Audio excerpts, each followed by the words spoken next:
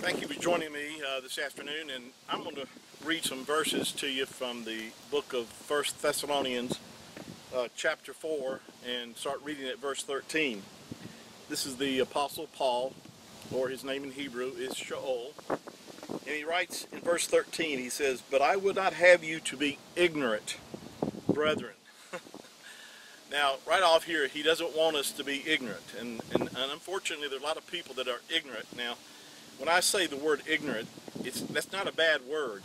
You know, you can be ignorant about a lot of things. I'm ignorant about a lot of things. I don't know how to fly an airplane. I'm ignorant of how to do that. But it doesn't bother me if someone were to call me ignorant in regard to being able to fly an airplane. And when Paul is saying here, I would not have you to be ignorant, there are a lot of people that are ignorant of the scriptures, and we all have been. In fact, we're all learning. I've been a believer now for many years. I've studied thousands and thousands of hours of the scriptures, and I'm still learning every day. And so we're all going to be continually learning things. So we're all learning, and we all are ignorant about certain things. But Paul is writing here, and he's encouraged us not to be ignorant about certain things. And so this is what he's making preference to in this verse right here in verse 13. And so with that said, just let me continue on.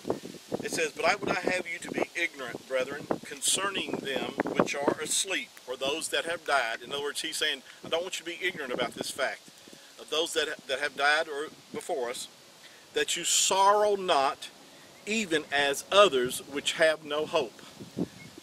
Now, that's one of the greatest things to know, that if you're a believer and you know someone that is a believer that has gone on, that you don't have to sorrow as others that have no hope.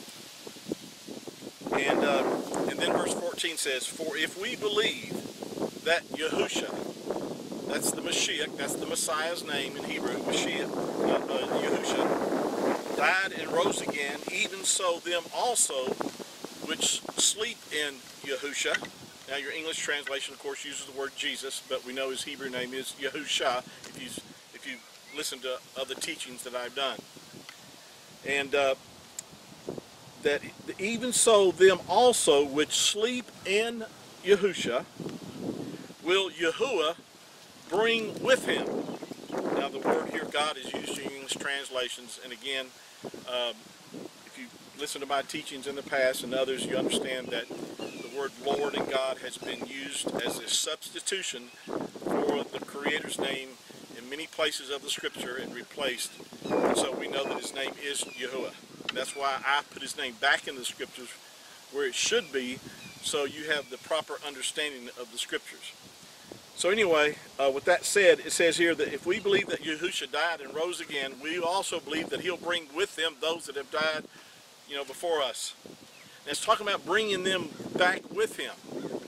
Now, we're getting to something that there's a lot of controversy about, and that is the rapture. The word rapture. A lot of people, they get real offended. They really want to fight you about it.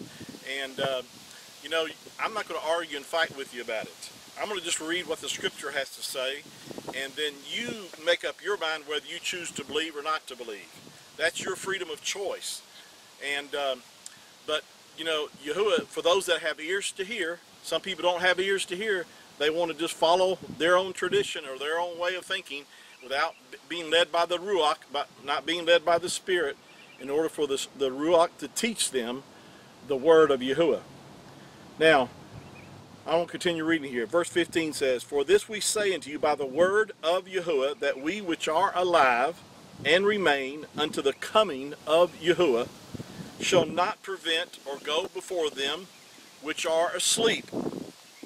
Now, some people think that that the coming of the Mashiach or the Messiah is just one event, that he's coming, after the tribulation, at the Battle of Armageddon, and they disregard other scriptures that surely show us that he's coming back for his for those believers that have put their faith in him before the tribulation starts, because the tribulation period, which is really 7 years defined in the Scriptures, and this is a time of Yahuwah's wrath being poured out upon the earth, And the scriptures clearly teach that the believers, that we have not have been appointed to wrath, but we've been appointed to attain salvation by Yahushua HaMashiach. I'm going to stop here because I want to do short segments of this teaching.